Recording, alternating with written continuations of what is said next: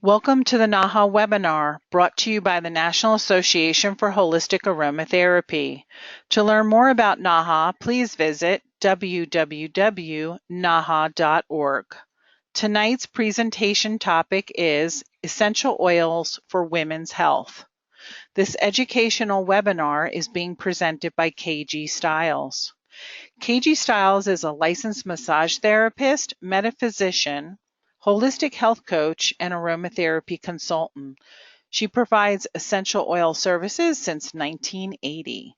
She has worked with many celebrities over the past 3 decades and has published hundreds of articles. KG is the NAHA Regional Director for Oregon South Region, and her new book, The Essential Oils Complete Reference Guide, is available on the NAHA bookstore. To learn more about KG, please visit her websites at www.kgstiles.com and www.pureplantessentials.com. And I'd just like to take a moment and welcome KG and thank her for being here this evening on this very popular topic. And you can go ahead and get started. Well, thank you so much, Kelly. It's wonderful to be here, and I'm excited to present this. I've worked with women for, since 1980. I began my professional practice. And essential oils have been a very component part of helping them with many of their health-related issues. And we're going to cover some of the most important topics to my women clients that we've covered over the last over 3 decades. So, all right, so welcome everyone. It's so good to be here to talk about essential oils for women's health.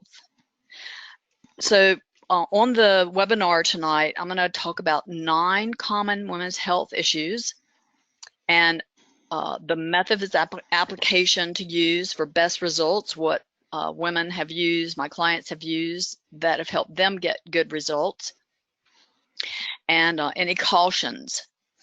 So at the end of the webinar, after we've reviewed everything for all these 9 conditions, we're going to talk about these health issues. We're going to also assess which of the essential oils that we cover, which of them, the eight that are most often used. We're calling those the best essential oils to use for women's health. So the first common complaint that women have is headache. Headache is the most common form of physical pain. More than 70% of the world's adult population will experience some kind of headache this year. So symptoms of headache, just general symptoms. All headaches have these general symptoms. There's some sort of pain in the head and neck regions. There can be loss of appetite. There's poor sleep.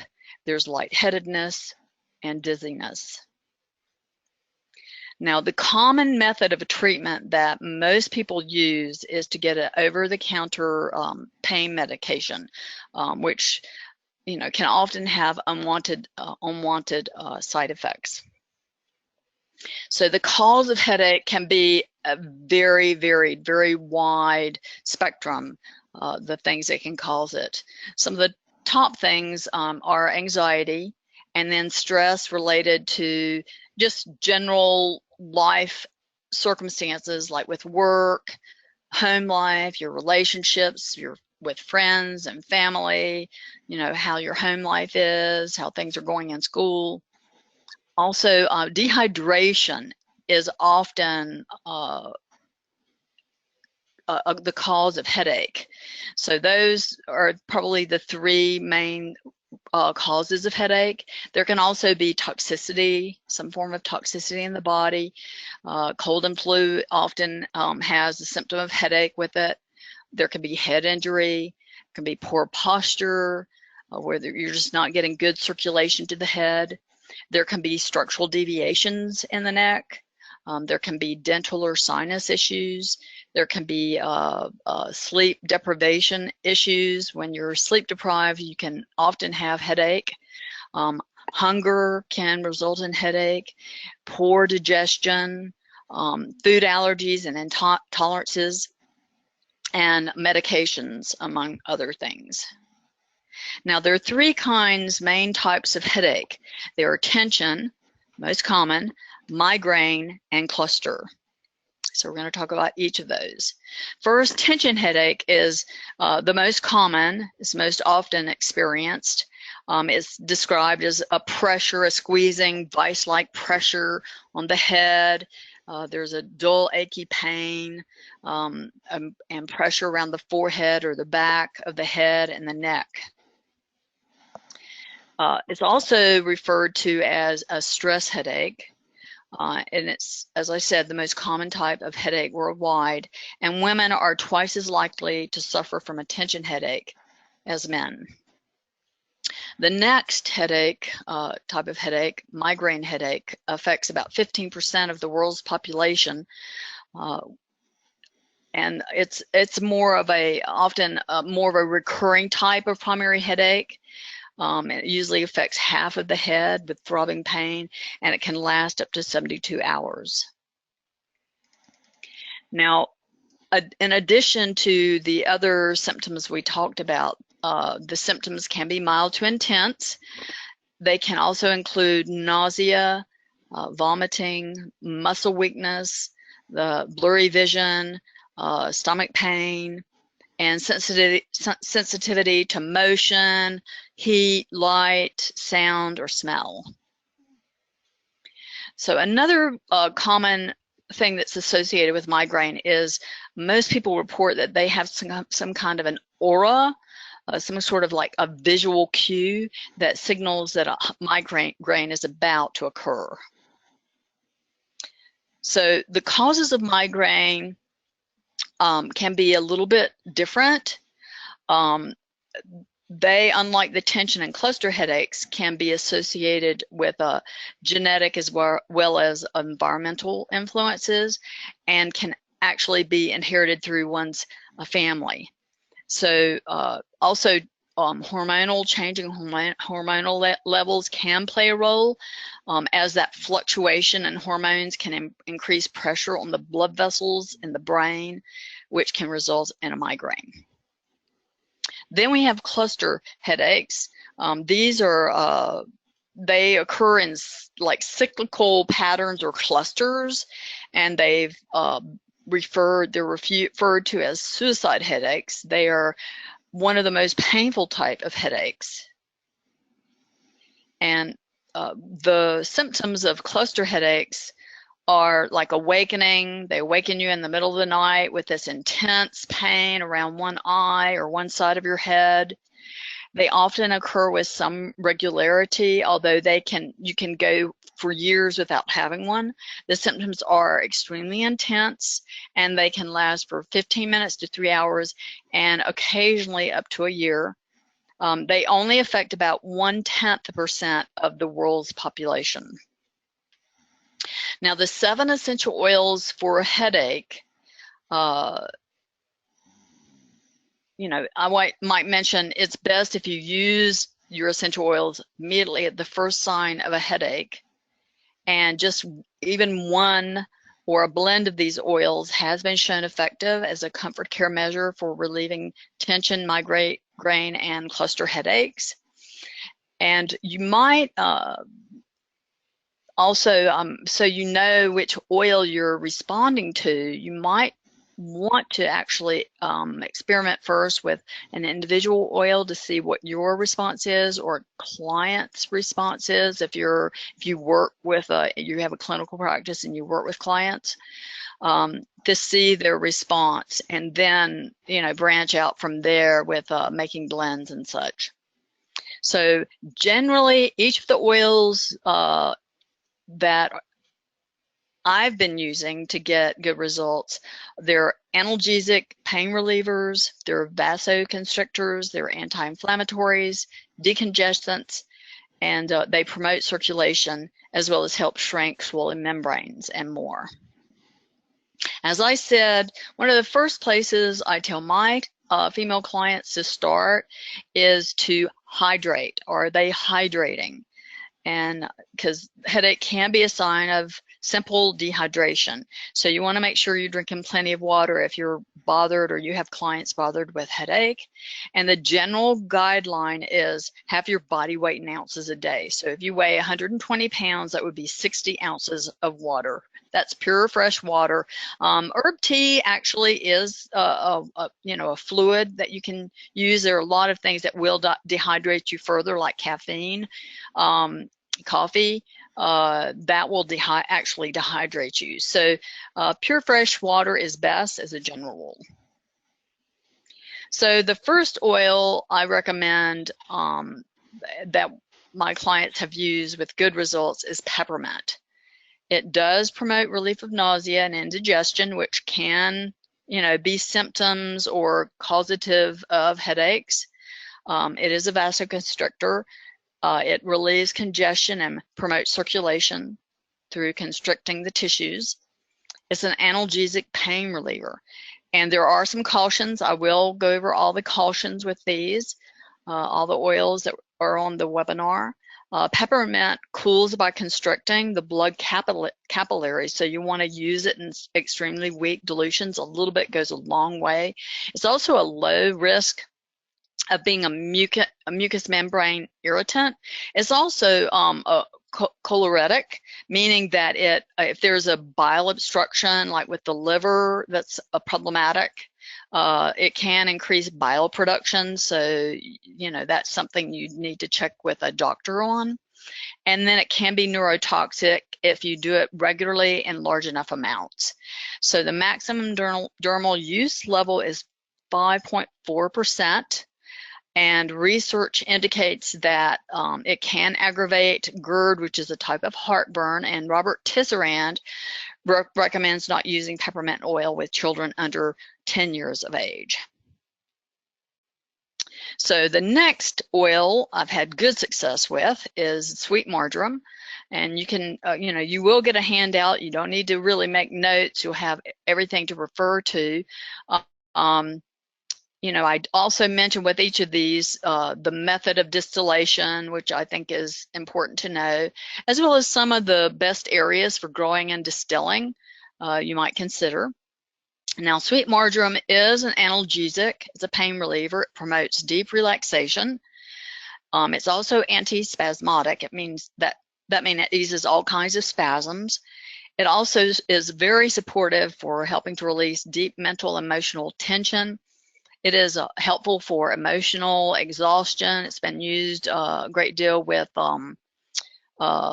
chronic fatigue syndrome with some of my clients. It does help promote the relief of panic attacks. It is very calming and soothing to the nervous system. It is also restorative. It helps to restore the health, the physical health and well-being. And it has been used in hospitals for relaxing, helping with sleep, and just general as a comfort care measure for relieving stress in hospitals. Eucalyptus is the next oil often used. The globulus or radiata, distillations. Australia, of course, is very well known for its steam distillation of the leaf. It is a circulatory stimulant, so it will increase circulation if there's some sort of blockage related to the symptom of headache. It's an analgesic pain reliever. It is a powerful decongestant on all levels. It works not just physically, but also it's really good with mental, psycho-emotional, when there's a congestion in your thinking and you kind of recurring kind of negative emotions, mental mindsets, that sort of thing. It can be helpful with that. It's also a detoxifier. It promotes detoxification. And Robert Tisserand recommends not using it with children under 10 years of age due to its high cineol content. And the maximum dermal use level is rather high, I think, at 20%. Then lavender, the high altitude, the lower pressure helps so the plant, the chemicals, the phytochemicals come through in the final distillation. France and Bulgaria are well known for their high altitude distillations of lavender. It is a universal healing oil. It works on all levels, body, mind, spirit, emotions. It's also an analgesic pain reliever, a circulatory stimulant. Again, it really helps with breaking negative mental states, any negative self-talk. If you're a caretaker, if you're suffering from some kind of burnout, if you're just, maybe you're taking care of a relative who is maybe in hospice care or something and you're just exhausted, this can really help, if you're suffering from some sort of exhaustion, like from just caretaking. It's anti-inflammatory, so it has a calming effect on anger and angry situations. It promotes the release of suppressed toxic emotions. The next oil, the fifth oil I recommend, is lemon, and the cold pressed peel has I think the best scent. Compared to the steam distilled, I prefer the cold press peel. Italy has some of the best soil and climate for growing excellent, growing and distilling excellent specimens of the lemon. It is a powerful astringent. It's an excellent blood cleanser. It's also a circulatory stimulant, so it helps with if there's an issue of congestion with a symptom of headache. It's again anti-inflammatory. It reduces inflammation, any swollen membranes. It's a detoxifier. It's also a body-mind tonic, so it will help to strengthen the body and the mind. It acts to tone and strengthen the body and mind. It also, again, helps to break obsessive repetitive thoughts and habits. And often, there can be, with headaches, can be a strong psycho-emotional component with headaches, as well as physical, the physical level. There can be, psychological and emotional issues that can also be indicated. So cautions with lemon include skin sensitization if oxidized. I recommend refrigerating your citrus oils. It can be a low risk of phototoxicity. The maximum dermal use level is 2%. They are considered phototoxic. There's a slight chance of that. So you want to make sure you follow this 2% guide if you're using in skin applications. Otherwise, you need to avoid exposure to direct sunlight or sun lamps for up to 12 hours, as skin pigmentation, also called Burloak syndrome, may result. The sixth oil I recommend is the Juniper Berry. The best I've found, the only I've found actually of the Juniper Berry, where it's just the berry, is Croatia. It is a great blood cleanser. It's highly astringent. It has a reputation as a powerful detoxifier if you've got stagnant situations. Stagnant, congestion is often indicated with headache. It does promote balance to conditions of excess, so that, it can be helpful like with a hangover type of headache from overindulgence in rich food or alcohol. So it really helps to balance those excessive, types of conditions. And it's a decongestant, as I said, helps to get things moving, and it's also calming and relaxing. Now, the caution with it is that if it's oxidized, there can be skin sensitization. You want to really avoid oxidized oil, and I recommend refrigeration. And the final oil is basil, the steam distilled leaf. Egypt is a great source for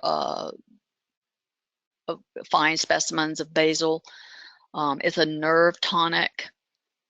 It has a fortifying effect on the nerves. It stabilizes the nervous system. It's especially helpful for migraine. And again, psycho-emotionally, it really supports self-expression. Some headache can just be, like I say, again, you know, the congestion of expressing your thoughts and your feelings, and you just repress them and you wind up having a headache.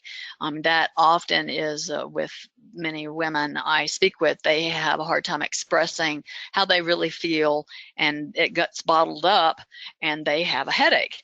So it also helps with clarity, you know, having a mental clarity, and it's another decongestant and circulatory stimulant. It does have a low risk of skin sensitization. The maximum dermal use level is 1.5% to avoid sensitization. So the methods of application my women clients use most often is direct inhalation. They usually keep a bottle handy with them, and they will just dispense a single drop, 1 to 3 drops of their single oil or blend that works for them, they know works for them, on a cotton ball, a smell strip, or, you know, even a piece of tissue will work. And you just inhale the vapors of the oil or oils blend for 10 to 15 seconds. And then you may repeat this inhalation process as often as needed. And then, you know, it's good if you use it right away, and if you can just lie down or get in a calm, relaxed place as quickly as possible, and let yourself calm down, so it doesn't really have chance to build up into anything that's going to be very lasting. And the women I've worked with have had really good results. And I find that less and less, I think because the oils in some amazing way help them deal more with the psychological emotional component, as well as help with the symptoms, the physical symptoms. And most report they tend to have fewer headaches over time. So you just have to see what happens with yourself or your clients in practice. You can also diffuse into the air as an aromatic mist using a diffuser or as an aromatherapy spray. I think a diffuser works a little better than aromatherapy spray from what I've heard. And just keep the oils going like a room kind of where you're scenting a room. And then also female clients report good success using a cool compress applied to their forehead or back of their neck. They do the direct inhalation, but they'll also use the cool compress, put their feet up and use a cool compress. And then also a ready-to-use headache relief blend. Some use this as, you know, like in between, sort of as a preventative, where they just add some drops of an oil, 12 to 18 drops of an oil or blend to a carrier oil and 1 ounce bottle of their favorite carrier oil, and then they shake it up to disperse the oil thoroughly, and then they apply a few drops to neurovascular points, the sinus points and neurovascular points, especially around the nose and the forehead, the back of the neck. Is what they've, you know, it feels right to them and that they use. So cautions, again, just generally with using oils, especially if you're using them pure, keep them away from your eyes. I mean, because you are using you're using them up near when you're doing that direct inhalation. You want to keep them out of the eye, the vapor out of the eyes, and do not apply directly on any open sores. As you probably know, this can cause sensitization. So now let's talk about hot flash. This is another thing I've worked with women a lot with. And so it's a common thing that happens, especially some women are pretty young when they start getting hot flashes, and most women, you know, they are in, you know, they're in menopause or even kind of premenopausal or, that sort of phase. But once in a while, women just with fluctuations of hormones can have hot flash. So according to the North American Menopause Society, certain foods and lifestyle habits, and this is something that has been reported to me by my clients, that they found that if they avoid certain foods, make certain lifestyle habit changes, that they tend to have fewer symptoms of hot flash. So those include hot, spicy foods. Alcohol and caffeine seem to be some of the most common things that foods that aggravate symptoms of hot flash. It's also thought, and this is something I found, that if you have obesity, if there are issues of being overweight, excess, weight issues, this can contribute to menopause, symptoms like hot flash. So this is definitely something that seems to be the case that I've seen. Not always, but it can be a contributing factor. Now, some of the symptoms of hot flash include sudden intense heat and sweating. Your skin reddens. You may feel faint. Your pulse gets rapid. You may get woken up in the middle of the night with from sleep with a hot flash. It could, you could not fall back to sleep, so it results in insomnia. So, once you wake up, you can't fall back to sleep. A depression, just, not feeling yourself, poor mood, loss of enthusiasm for life, not able to focus and pay attention, your mind wanders. Hot flash can be sporadic, or it can occur with some regularity and be a daily thing that disrupts your life. So symptoms can last for a couple of minutes to up to half an hour. So the 7 essential oils for hot flash that have been shown to be effective for promoting relief of hot flash are peppermint, which we've talked about some of these already. We're going to go over peppermint, which is a vasoconstrictor. It cools by constricting. Cypress, which is astringent. Again, it cools by constricting the tissues. Then lemon, which is astringent also, is a cleanser or detoxifier. Geranium, the rosium or graveolins. The research shows that the chemical geraniol is what makes geranium oils effective for promoting hormone balance. Clary Sage has a high concentration of esters like linalool acetate, which is a powerful antispasmodic and has sedative action, and may be responsible for Clary Sage's relief of premenstrual tension in women. Now, Palmarosa is a much less expensive option than the geranium oils, if that's a consideration. Palmarosa is a very high, even higher than geranium, geraniol content. And then we have lemongrass, which is a vasodilator. It helps the blood to flow more easily because it helps to open, because it dilates the blood vessels. It's also an anti-inflammatory and a sedative. Now, the methods of application for hot flash include direct inhalation. This is not a commonly used as the next one, which is an aromatic mist or aromatherapy spray. But it does get good results. When you just inhale the oils, you will get results. But I think maybe it could be a neuroassociation with using a spray.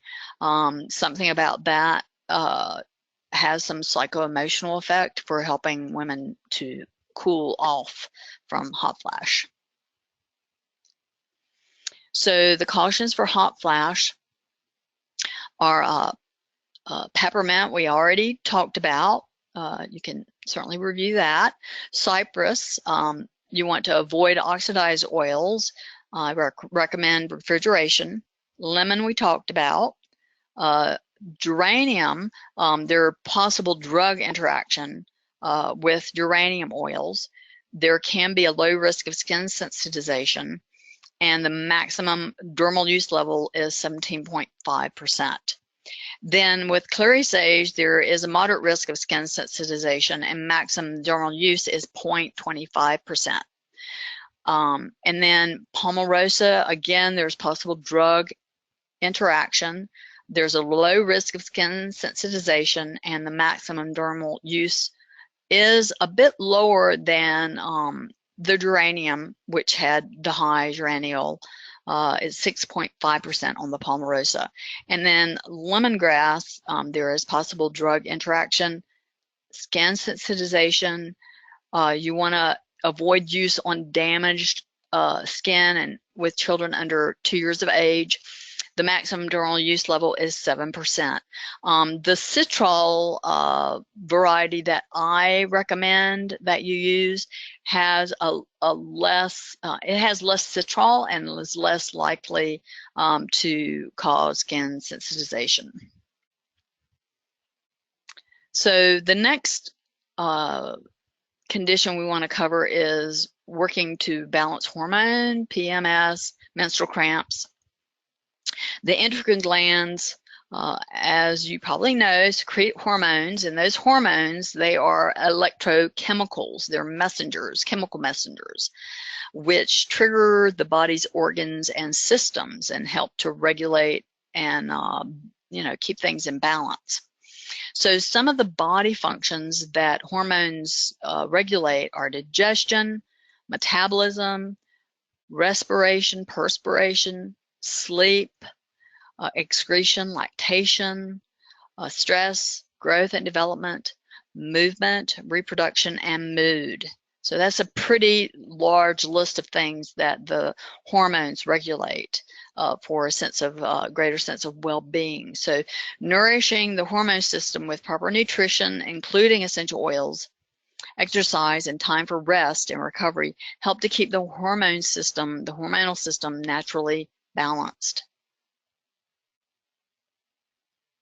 So symptoms of hormone imbalance and essential oils that have been shown to be effective as a comfort care measure for balancing the hormones are premenstrual tension, menstrual cramps, hot flash, headache, irritability, mood, depression, tearfulness, and sleeplessness.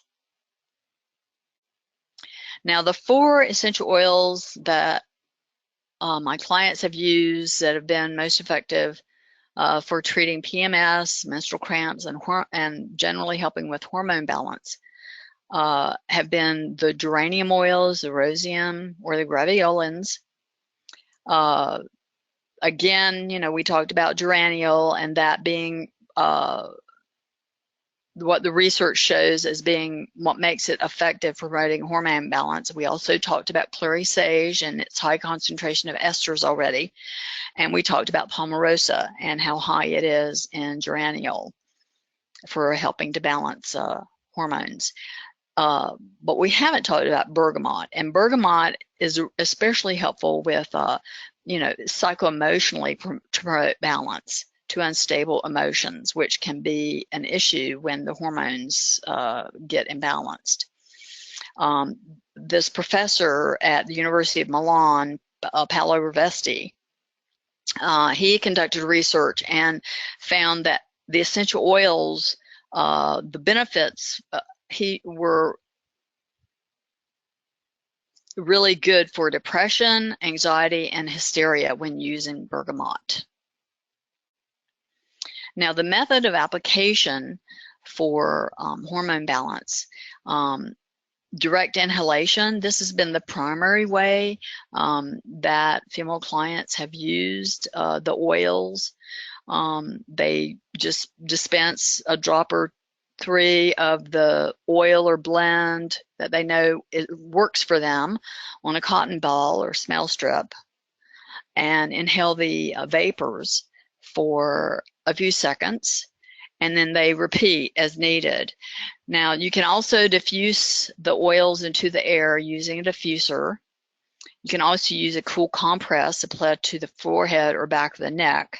You can also use, this is what is used often for PMS symptoms, is a warm compress applied over the lower abdomen. And you can also make a ready-to-use oil using 12 to 18 drops of your single oil or blend, adding it to your favorite carrier oil, an ounce, and shaking the bottle well to disperse the oils, and then apply a few drops at neurovascular points.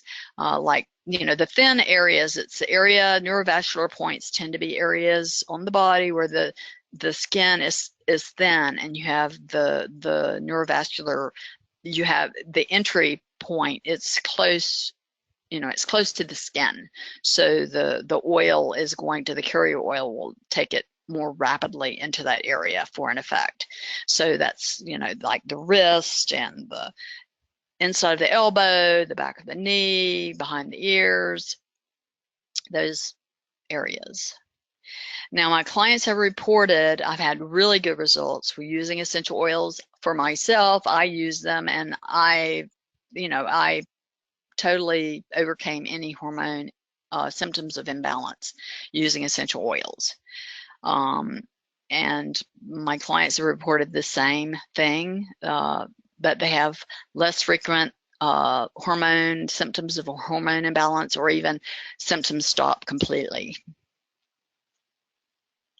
So the caution with these oils, we've talked about all of them except bergamot.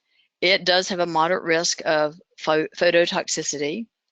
It can also be phototoxic carcinogenic. You want to avoid oxidized oils. I recommend that you refrigerate the bergamot. The maximum dermal use level is 0.4% to avoid phototoxicity. If you do use above that, you do want to avoid direct exposure to the sun for up to 12 hours.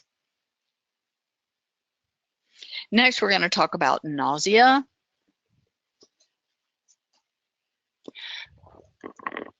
So nausea, symptoms of nausea are quite common in a hospital setting. We actually administer essential oils a lot in a hospital setting. Medications often are the cause. You know, it's used with with pregnant women under the care of a, you know, of a nurse or someone who has been you know, certified in the proper use of essential oils. So nausea basically is an unsettled sensation in your upper stomach, and it can have you feel weak. You can feel weak or faint.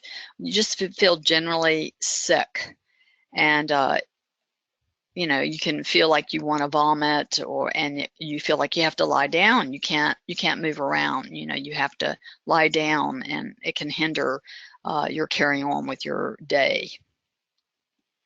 The causes of nausea associated with nausea include motion sickness, vertigo, dizziness, migraine, stomach flu, depression, anxiety, medications, and food poisoning.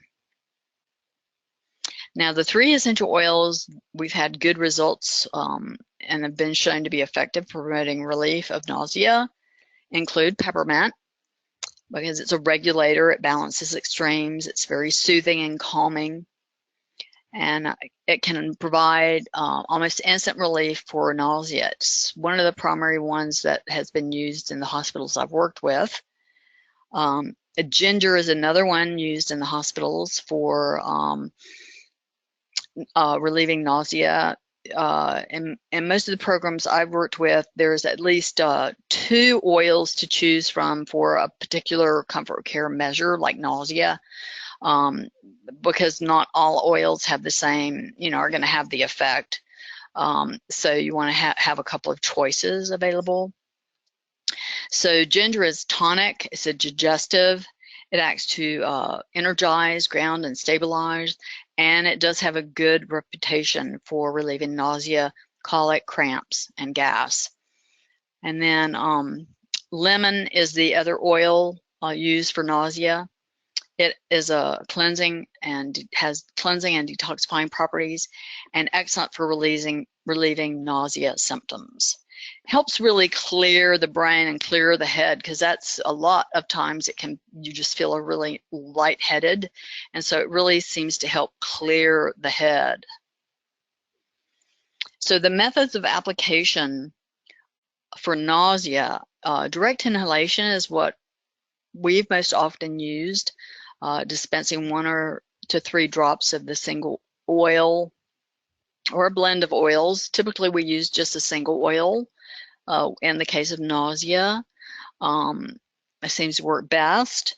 On a cotton ball, smell strip, even a tissue will work. You can inhale the vapors for 10 to 15 seconds and then repeat as needed. And then you can also diffuse into the air, and also a cool compress is also shown to be really effective.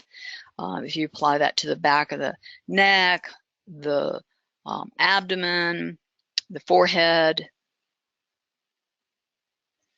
The cautions for the nausea oils include, we've gone through peppermint and lemon, but for ginger, Robert Husserand doesn't indicate that there are any known hazards, but I recommend exercising care and respect when using ginger oil, as I found it to be a known skin irritant. So for skin applications, you want to use it in a weak dilution. I say less than 1%. To be careful. And then depression is the next condition that we've worked with. More than 300 million people of all ages suffer from depression worldwide. And when a person is depressed, they're essentially experiencing a lower state of mood. And with this lower state of mood, it really can change their blood chemistry, the electrochemical balance, and it really affects their thoughts, their feelings, their behavior, and their overall sense of well-being. They just are not themselves. They just, of course, it varies from person to person how they respond to a lowered state of mood. But some people, when they start getting a lowered state of mood, they just tend to stay there, and then other people can get themselves out of that. But I found the essential oils really help to shift the mood.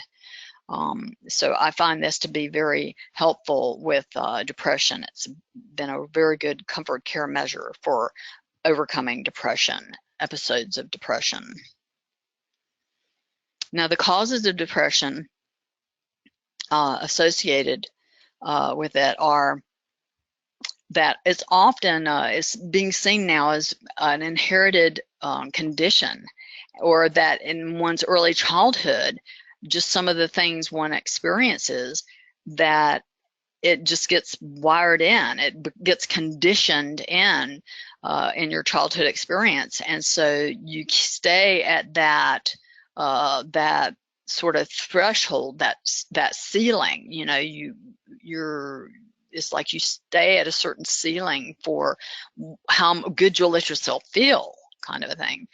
And then now we know that certain medications or even foods like sugar can lead to letdown response and withdrawal that can lower the mood. So also there can be life events like death of a loved one, loss of a job, a physical illness, some sort of major life transition like puberty or menopause. All of these can contribute to depression and that lowered state of mood. So symptoms of depression are very varied and wide. Like I say, everyone responds differently to a lowered state of mood. But some of the feelings that are reported are sadness, anxiety, hopelessness, guilt, shame, addiction. Some people act out, they they have they'll have alcohol or some sort of it can even be pharmaceuticals. They may become addicted to pharmaceuticals as well as recreational type drugs. There can be low self-worth, loss of appetite, or overeating is often reported. Insomnia or sleeplessness may occur. There's an inability or poor ability to focus, pay attention, and get your work done, or feel productive in your day. There can be associated body aches and pains. Chronic fatigue and fibromyalgia are often associated with depression. There can be poor digestion. The energy is low. There can be anger, and often I associate depression with actually a feeling of anger turned inward towards oneself.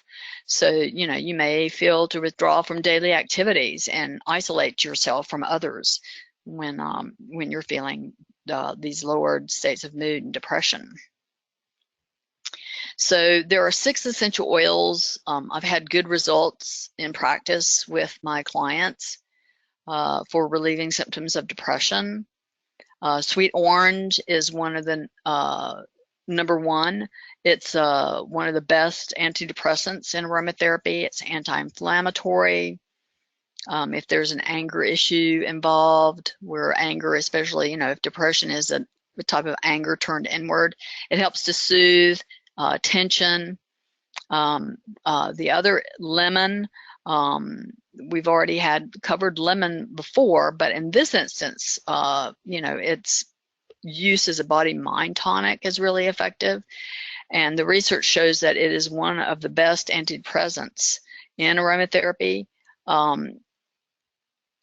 And the Japanese scientists who conducted research reported that it helps increase the ability to focus. It's helpful for confused mental states and promotes clarity. It's like people can get into a tailspin with having depressive thoughts, and so that lemon helps to cut through that and shift that mind state. Tangerine, it's high in monoterpene, as are all the citrus oils, but it has a stimulating effect, enhances the mood. It's really good for shifting and promoting a good attitude, a positive attitude, and it's a really great antidote for an overly serious state of mind. We've already covered bergamot. It does have those regulating properties to act to balance the unstable emotions and overcome anxiety, depression, despair, and worry. And then ylang-ylang 3, which we haven't talked about yet, is high in sesquiterpenes, which is, those are some of the most relaxing, sedative components, chemical components in aromatherapy. It's antispasmodic. It's very calming and soothing. It is useful for dispelling fear and anxiety. And then geranium, as we said before, the high, it's got the research shows that the geraniol has a regulating, balancing effect on the autonomic nervous system, and it's really good for depression, anxiety, headache, hot flash, irregular heartbeat, and nervousness. So the methods of application, all of these are actually good. I've heard good things reported. Probably 3 are the most used. The direct inhalation, dispensing 1 to 3 drops of a single oil or a blend on a cotton ball or smell strip, inhaling the vapors for 10 to 15 seconds, and then repeating as needed. That is a often used method of application. You can diffuse them into the air as an aromatic mist using a diffuser, and then also using a cool compress, applying to the forehead or back of the neck. This is one of the preferred methods, along with actually dispensing them and using them to scent the room. And then a hot or warm bath. I think, probably the hot or warm bath is the #1 favorite of women, is just to have a time out and soak in a bath of essential oils. as well as also direct inhalation while they're taking a bath, has been shown to be really effective. So now the cautions for the depression oils, we talked about geranium already. The tangerine, skin sensitization if it's oxidized, so you want to refrigerate. Generally, you want to refrigerate all your citrus oils. Then sweet orange, again, there's skin sensitization if it's oxidized, so you want to refrigerate. And then ylang ylang, there is skin sensitization, a moderate risk. So you want to avoid using it with diseased or damaged skin and children under 2 years of age. The maximum dermal use level is 8% to avoid sensitization. Then we talked about lemon, and we've talked about bergamot. So the next condition I've used oils a lot with is sleep. Research shows that 17 continuous hours without sleep decreases your alertness and performance, but also increases your blood alcohol levels enough to be classified as a drunk driver. So studies show that sleep deprivation causes one out of every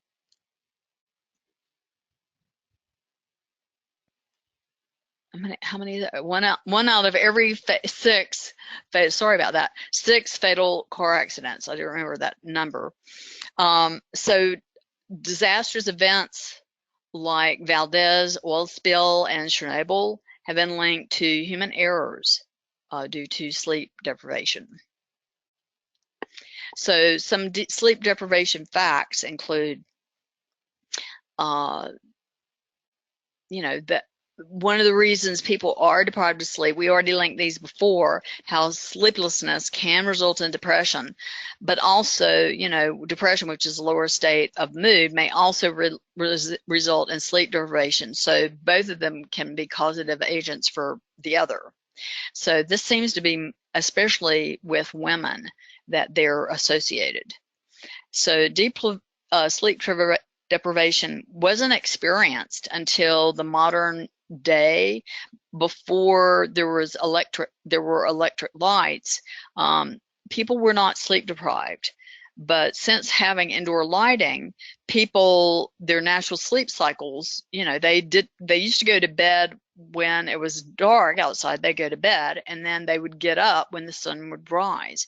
Now, because we have indoor lighting, people stay up past when their natural sleep cycle, kicks in, telling them to go to sleep. So they basically, to have less sleep, we sleep much less than we did before electric lights.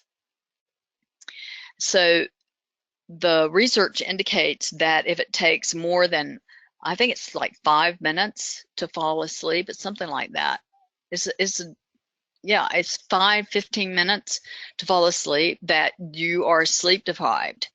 So if you're having a trouble falling asleep, within 5 to 15 minutes, that is a sign that you may be sleep deprived.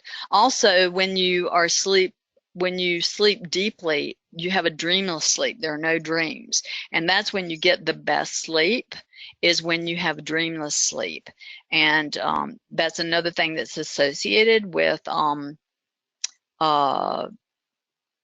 sleep deprivation. When you don't have that deep sleep, you just are kind of you're either dreaming or just fitful all night. You never fall into that deep state of sleep. That's when you get really refreshed and recover from the day. So symptoms of sleep deprivation can manifest for different people in different ways. As I said, it can be that if you're sleep deprived, you have a hard time falling asleep and you have insomnia. That can actually be a sign of sleep deprivation.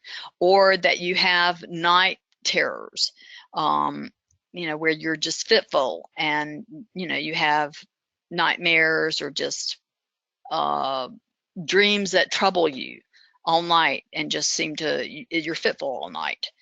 And then anxiety and worry can also result in sleep deprivation. And then just, because you don't have regular sleep habits, your natural sleep cycle can get disrupted. People who work swing shift, that sort of thing, are often sleep deprived. So the 7 essential oils for sleep. Kelly, may I check in? Kelly? I'm here. Sorry, I just wanted to make sure I don't have a clock. I just realized, where are we at in our time? Are we doing good for time? You're fine. Okay. Go ahead and finish. Great. Do what you need to do. Okay. So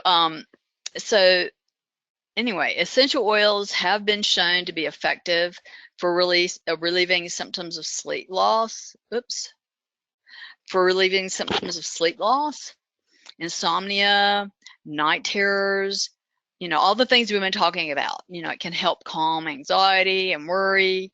It can also be helpful if depression is associated with why you're not sleeping, you're not getting a good night's rest and sleeping deeply. It can also help restore the body's natural sleep cycle. So I've had really good results with using essential oils for sleep issues, all of these sleep issues. So one of the ones that is used is lavender.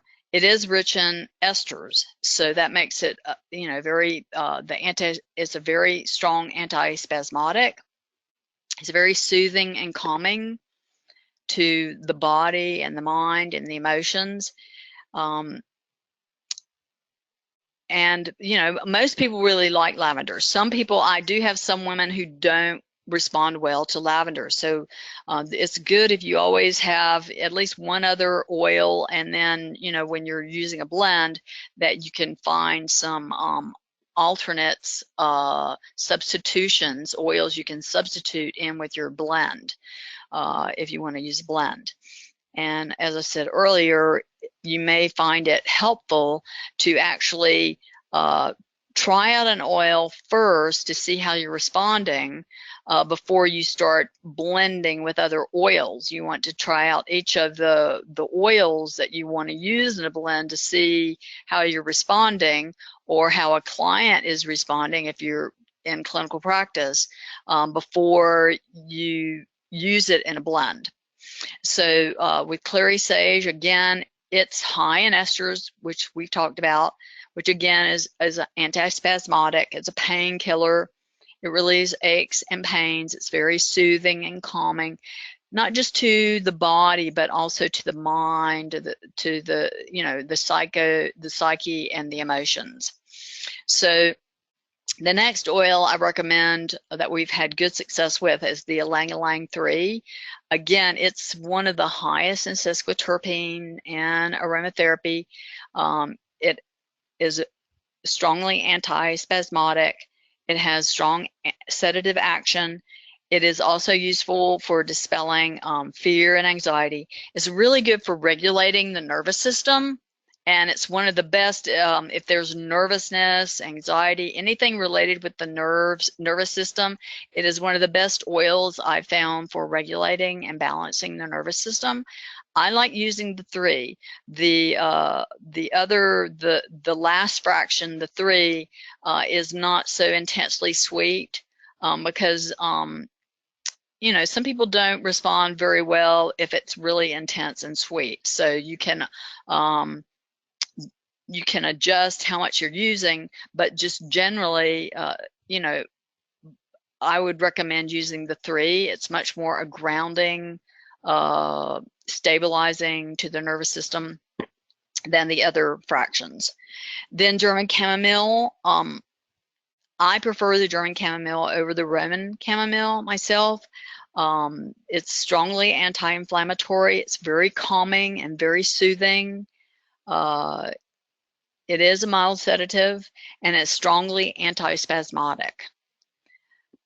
You don't need to use very much. tiny bit of German chamomile goes a really long way. And then red mandarin is another oil. This is one of the ones we've used in the hospitals a lot. Lavender and the red mandarin are the two main ones used in one of the main hospitals I work with. The red mandarin is one of the sweetest calming oils. It is high in geraniol, and which helps to balance the heart energy. So a lot of times I find with depression or sleep issues, there can be issues with just emotional, psycho-emotional issues, which I've touched on a little bit. And the red mandarin really helps to balance the heart energies and so there can be heaviness in the heart with sleep issues and with depression. So red mandarin is very its sedative action is really good, calming action is really good for sleep. And then spikenard, it's also very high in sesquiterpenes. Has calming. It's one of the most sedative oils in aromatherapy. It's relative to the valerian family, and it's very, it's really good. You don't need to use very much. Spikenard is another very potent oil, so just a little bit goes a long way in the spikenard. And then vetiver, also the same thing. You don't need to use very much vetiver at all. It's very grounding and stabilizing. Again, it's very high in the sesquiterpenes.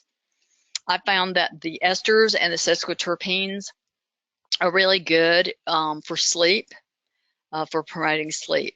And the sesquiterpenes are also good for nerve health.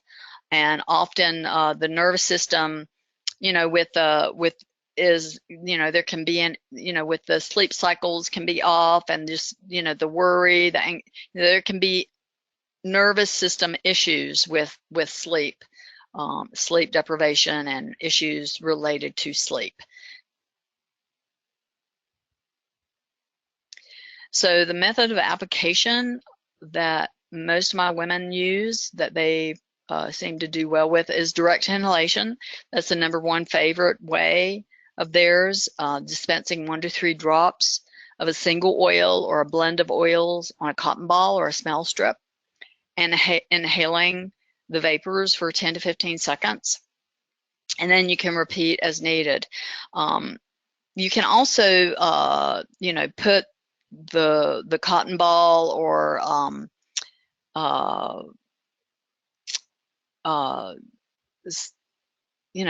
some women have used like a stone. There's a kind of stone. One woman was telling me she got that she dispensed her oil on and put it by her bed. And I don't know the name of that stone. Maybe someone has heard of this kind of stone that you can put essential oils on and put by your bed.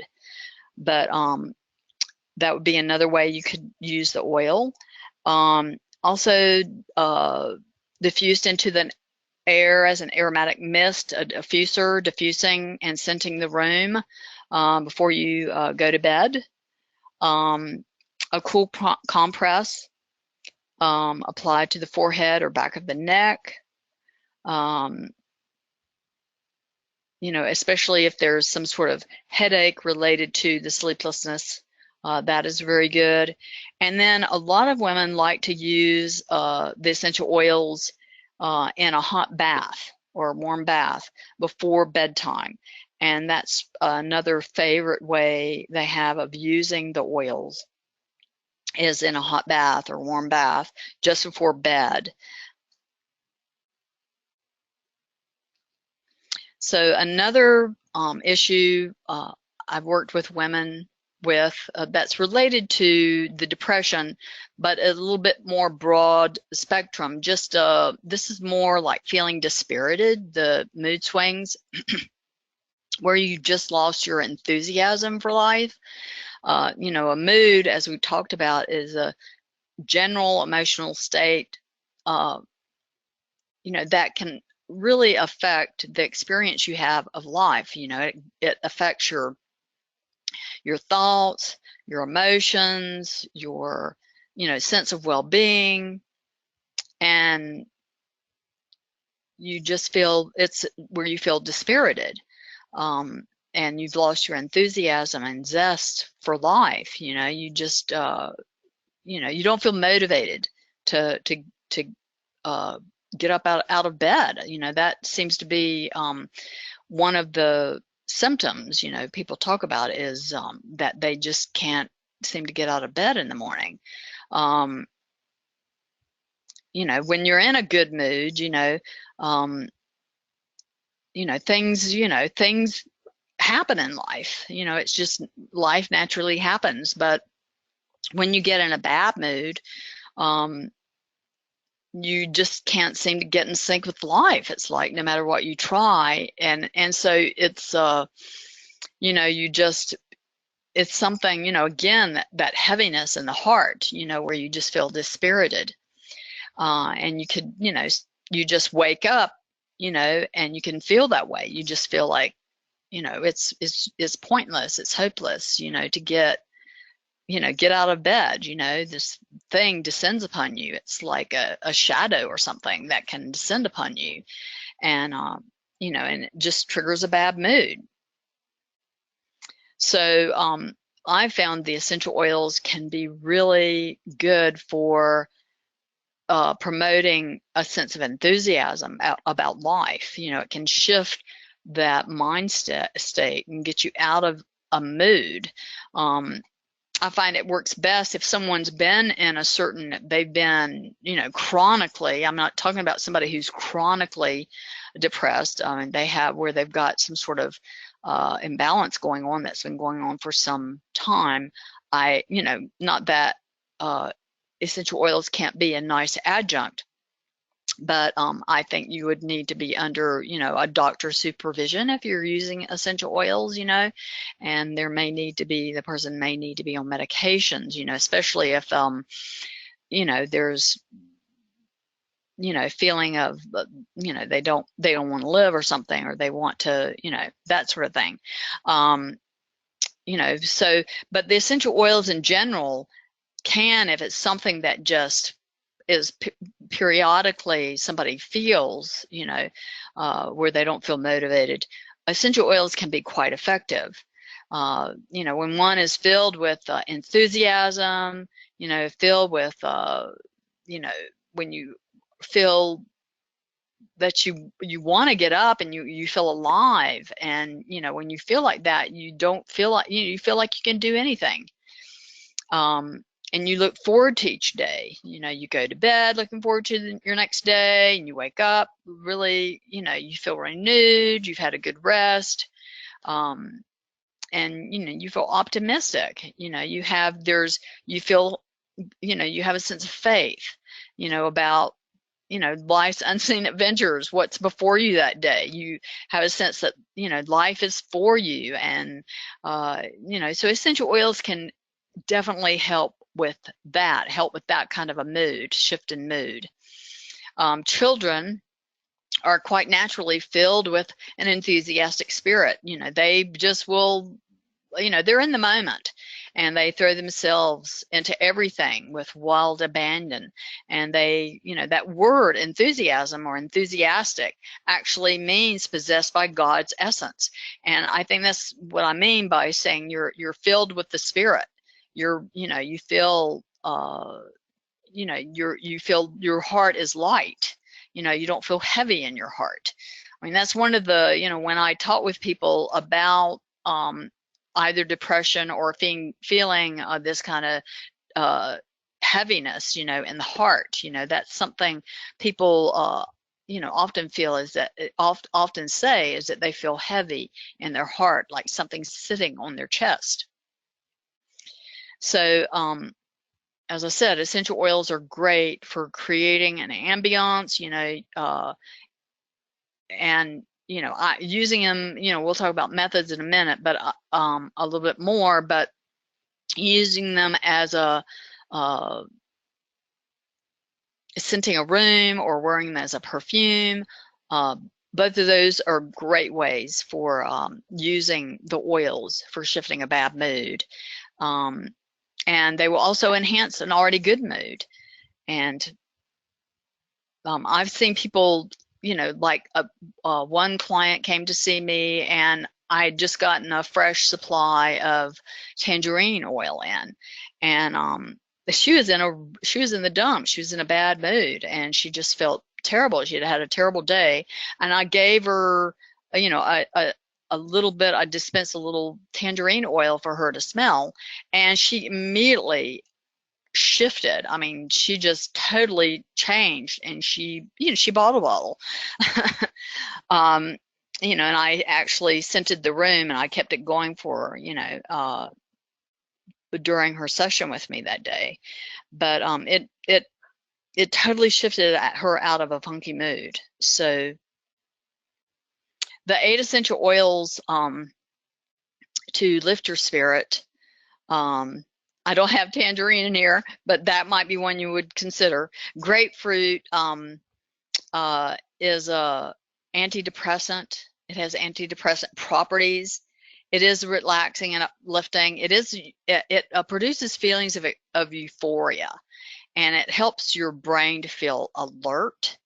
And so it's a freshener, so it will definitely lift you up. And if you're feeling down, it will get you energized and up. Peppermint's another one. It will energize you and help you with any stress. It's a regulator, so it helps you with stress, but also, you know, it's calming, and it's been helpful. It's helpful for treating nervous disorders, mental fatigue. Studies suggest that it may actually be a psychostimulant. So it does seem to affect the mind state, the peppermint. So, and then lemon is another one. We talked about how it's high in monoterpenes, which have a cleansing, uplifting effect. And it has been shown to be one of the most powerful antidepressants.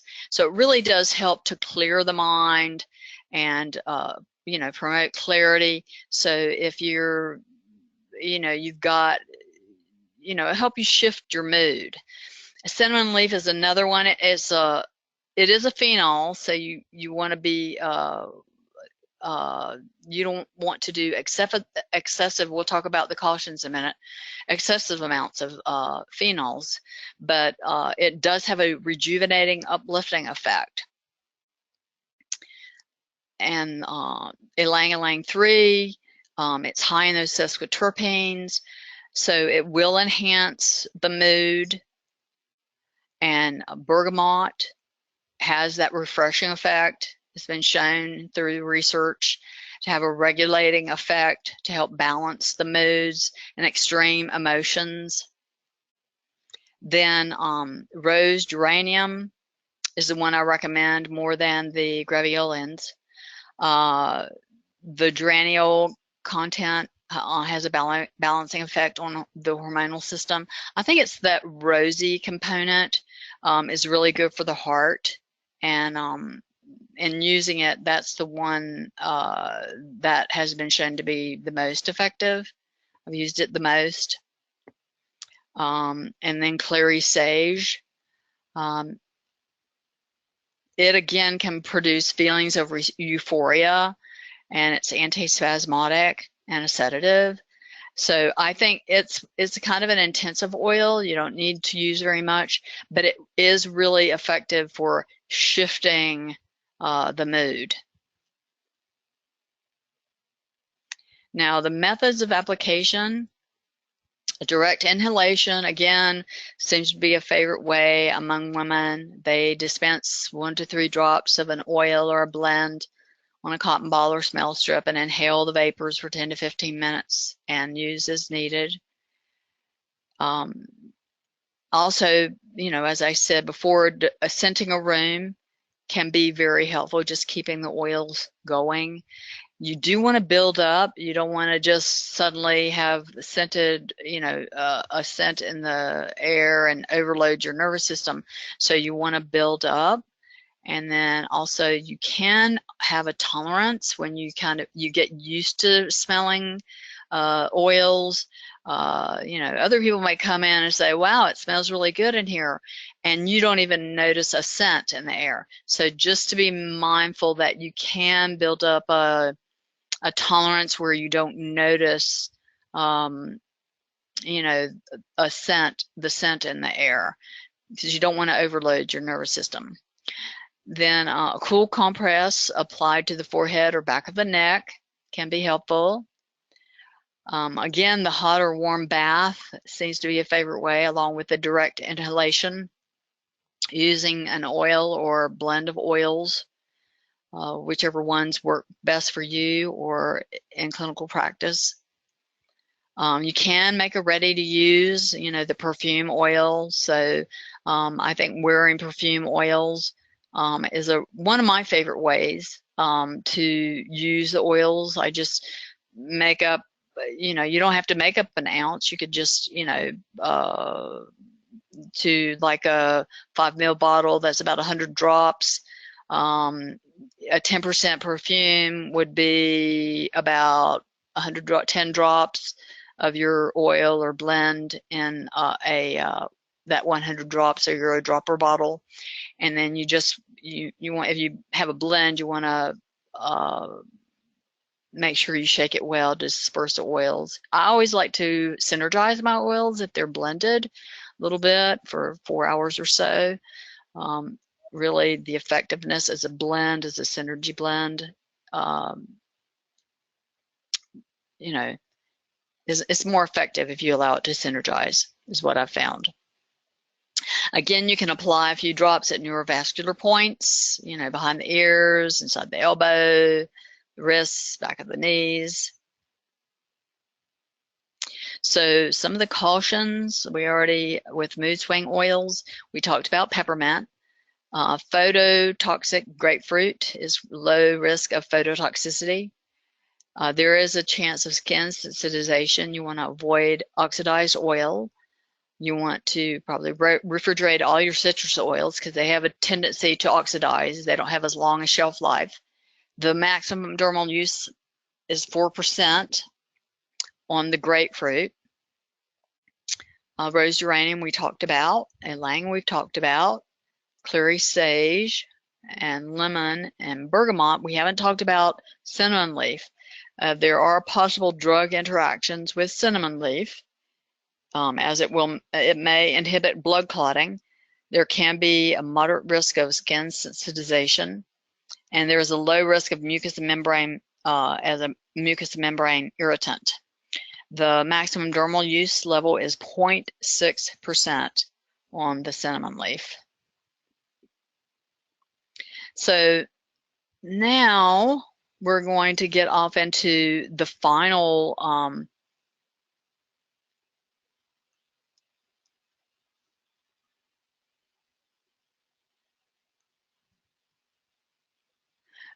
discussion is going to be the Bartholin gland cyst.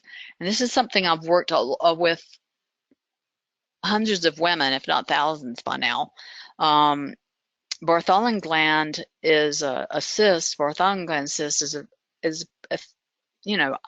I don't know if anyone on the webinar has heard about this, but it doesn't seem to be that uncommon among women to have one. You don't hear about them very often.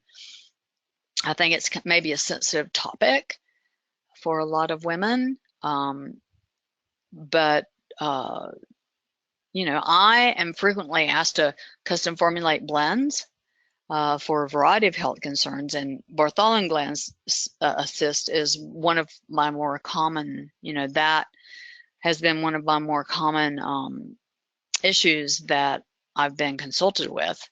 The first time I was consulted was back several years ago. There was a friend of mine who contacted me about, she had this really enlarged and painful Bartholin gland cyst, and she wanted to know if I could formulate a blend for her to promote drainage of the cyst. And so, I told her, well, at least it would give her some comfort and some relief. And I would give her some, some oils that were known to promote drainage, and see how the blend worked for her.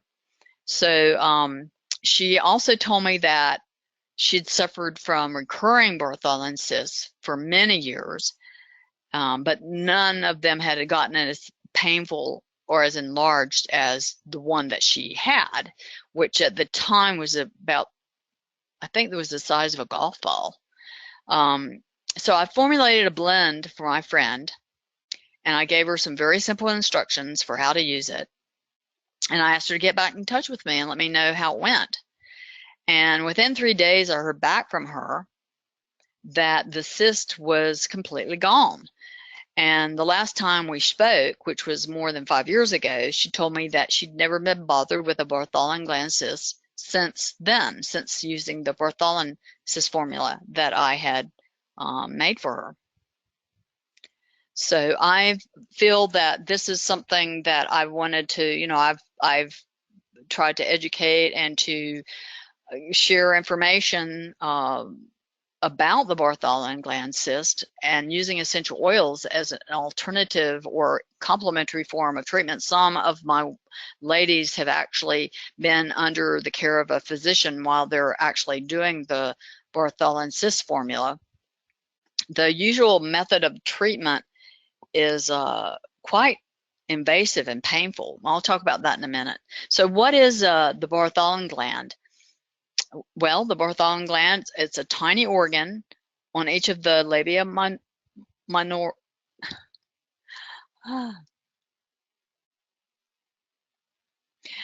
Okay, so it's a tiny gland on each of the labia minora, the vaginal lips, just outside the opening to a woman's vagina. And if you were looking at a clock, the Bartholin gland would be at 4 and 8 o'clock. And usually they're so tiny they're invisible. During sexual arousal, these glands release a lubricating fluid, and when there's, you know, something happens so that the gland gets blocked, a cyst develops. So why could a gland get blocked? Well, there could be a number of reasons, and you know, here are a few, although, you know, I think it's individual why this would happen for for a woman, why their gland will become blocked and result in the formation of a cyst. You know, I think it's individual, and there are a lot of variables that could contribute to that. You know, there might be an infection, underlying infection. There's some sort of inflammation or long-term irritation involved. There's generally poor circulation to this area because it's in the lower part of the body where there's, you know, there is subject to poor circulation. There can be prolonged sitting in many cases, like with my friend. She's a graphic designer and she sits for long periods without getting up. That's, you know, that's her job. She just, you know, she sits for long periods. She gets involved in a project.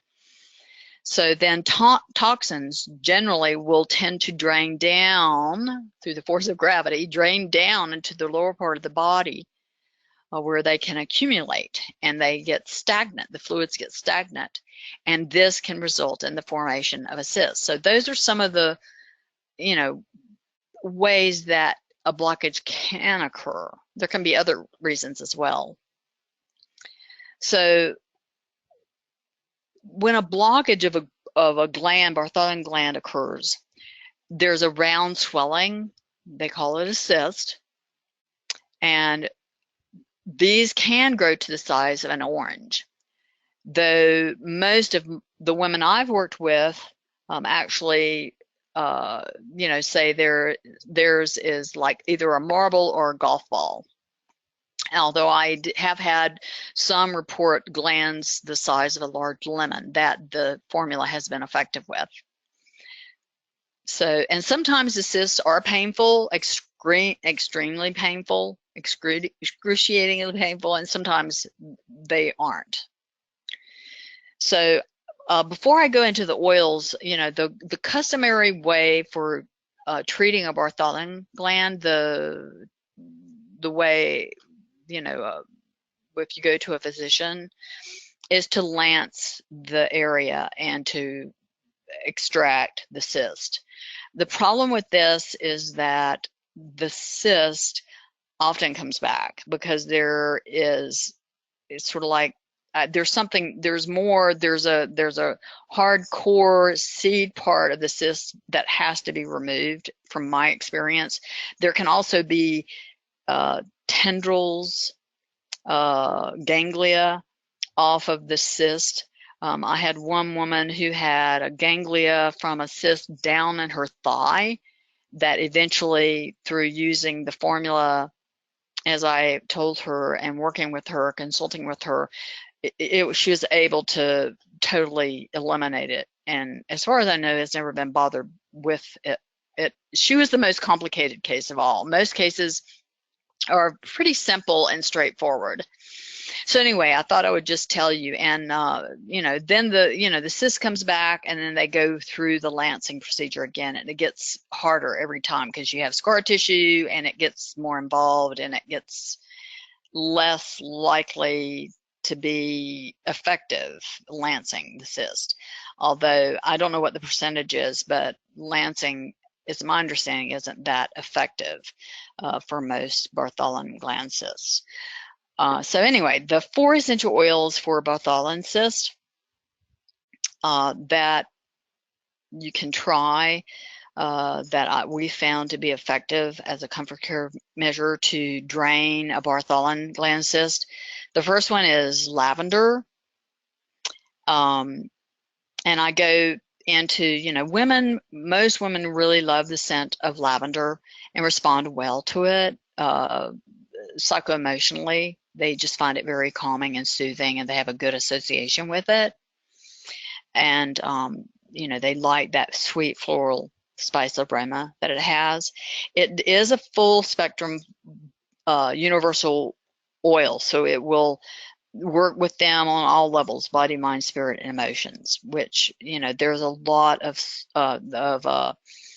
with the women I've worked with, they seem to have psychological and emotional components to the cyst that, get relieved, that get soothed also with using the essential oils. And the lavender oil also is inflammatory, anti-inflammatory. And so it's very soothing and calming and helps if there's an infection or inflammation, that sort of thing, which there often is with Bartholin gland cyst.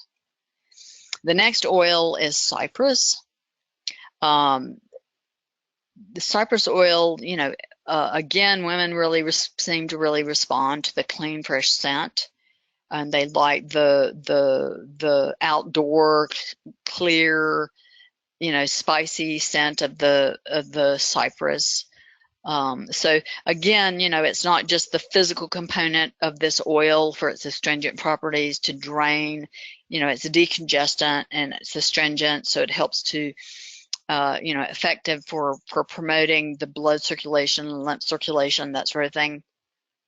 But it also, has a component for being able to be comforting to them psychologically and emotionally. Now with cypress, we covered this earlier, but I'll mention it again. There is a chance of skin sensitization if it's oxidized, so refrigeration is recommended. Anyway,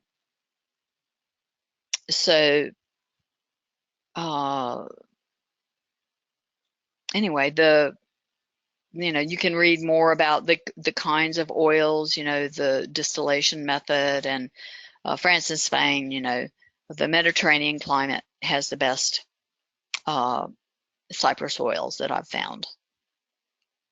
Then Juniper Berry, the next oil I recommend. Again, it has that balsamic, woody note. It's kind of, it's a good astringent and blood detoxifier, but it also, really is comforting.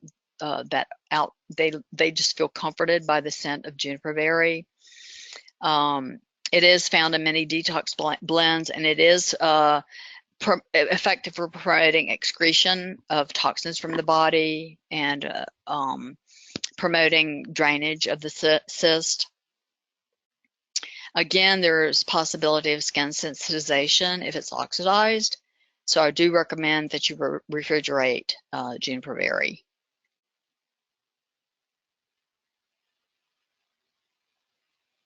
I was just trying to think what else.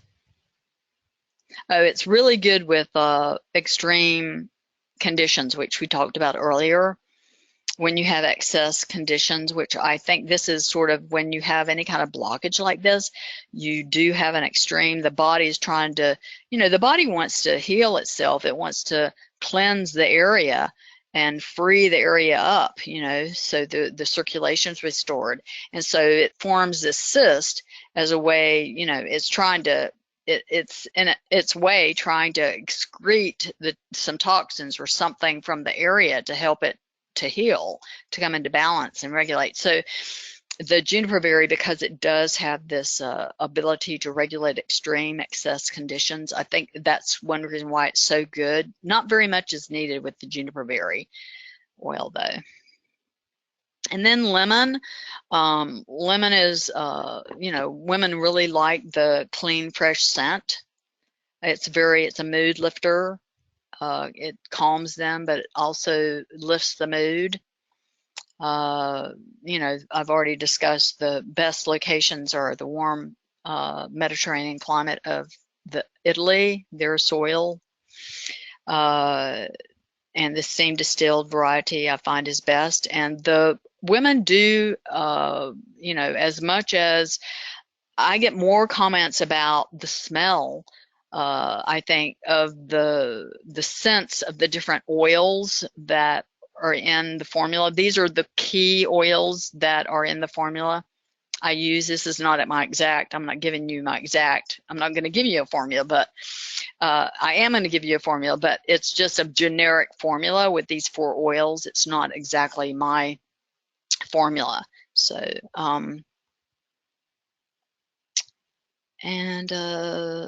it is an antispasmodic, so it will help with swelling, which is often a problem with the Bartholin gland cyst. It's also helpful for relieving, when there's pain. It's an analgesic.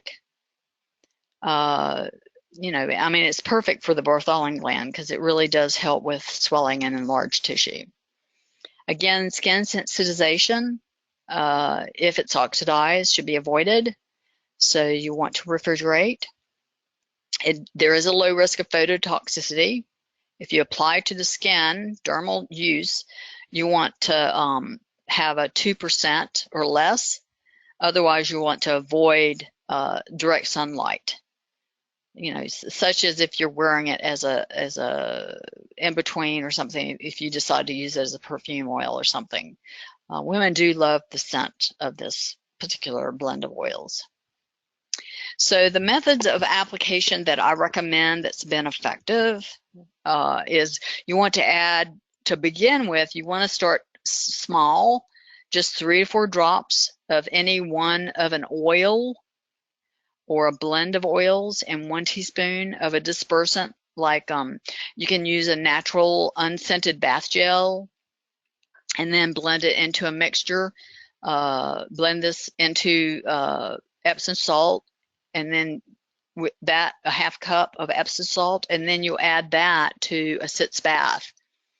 A Sitz Bath is a small, I don't know if you've seen a Sitz Bath, but it's a really small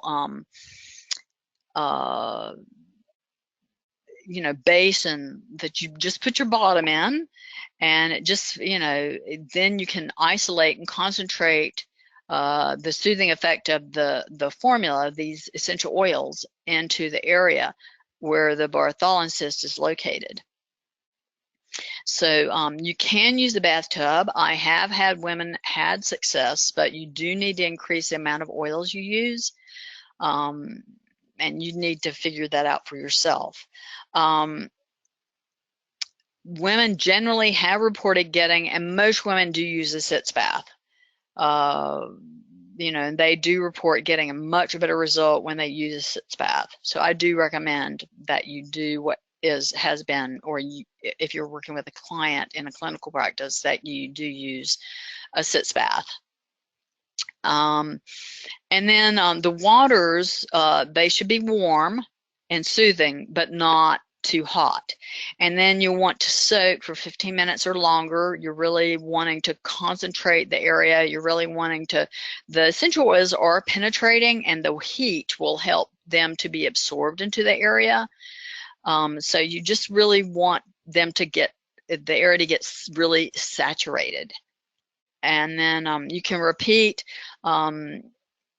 you know, I recommend repeating every 2 to 3 hours until you start noticing a result, which, you know, you see there's some sort of result. There's a change in the cysts, some sort of something that indicates there's a change.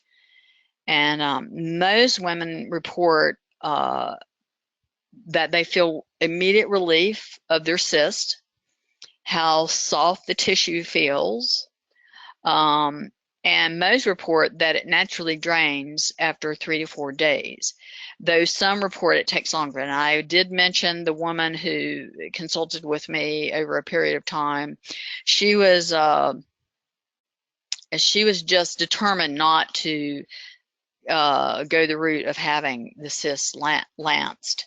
And she just heard such horror stories. She didn't want to go that route. So she did just hang in there, and we did a lot of different things for her to get a result besides just using the Sitz Bath. But generally, a Sitz Bath is, you know, just over a few days is all that's needed in most cases. And you can also make a ready-to-use oil. A lot of women like to wear the oil on the area of the Bartholin cyst. You just use 12 to 18 drops of the single oil or a blend to a 1 ounce bottle of your favorite carrier oil. And you make sure you shake the bottle well to disperse your oils. And then you just apply a few drops at the area of the Bartholin cyst between your Sitz Bath. So you just wear it in between. It just seems to keep the area soft. And you know, women seem to like using something between. I don't know if it's just a psychological, emotional support, or if it's, you know, if it's both, you know, that they're physically feeling like it's supportive of the Sitz Baths, as well as giving them, you know, the emotional, psychological support. A lot of women, you know, that seem to go through this on their own. They don't really seem to talk to anybody about this. The women I've worked with, you know, they're talking to me, but it's not something they tell their friends about, or talk about with their husbands even. So now let's quickly go over, now that we've reviewed all of these different 9 conditions, and we've talked about the essential oils that we've used for each of these conditions. There are 8 of these that we have used again and again. So now we're going to review and find out which of those 8 we've been using, and those, you know, hopefully will give you a start for, especially if you're just getting started with building your aromatherapy kit, medicine kit, that, you know, it gives you a place to start with oils to add to your little toolkit. So the first oil would be lemon. It was used in 6 of the formulas that we talked about for women's health issues. We used it in headache, hot flash, nausea, depression, mood swings, and Bartholin cyst. The next was geranium. And remember, we can substitute the palmarosa. It is a little less expensive. For dermal application, it is a little lower percentage for dermal application, maximum dermal use. So you need to be aware of that if you're using it for a dermal application. The rosium or the graveolins, you know, it was used for 4 of the women's health issues. We used it for hot flash, PMS, menstrual cramps, hormone balance, depression, and mood swings. Then the third oil that we used the most, the third in line would be, we used it for 4, was peppermint. We used it for 4 women's health issues. We used it with headache, hot flash, nausea, and mood swings. Then the fourth oil was Clary Sage. We used it for 4 women's health issues. We used it with the hot flash, balancing hormone, PMS, menstrual cramps, sleep, and mood swings. Then the fifth oil, we used it for 3 women's health issues, Ylang-Ylang 3. We used it for depression, sleep, and mood swings. Then the sixth oil, lavender, we used it for 3 women's health issues. We used it in headache, sleep, and Bartholin cyst. Then the 7th oil was bergamot. We used it in 2 women's health issues, hormone balance, PMS, menstrual cramps, and depression. And then the 8th oil was cypress. We used it in 2 of the health issues for women. We used it in hot flash and Bartholin cyst.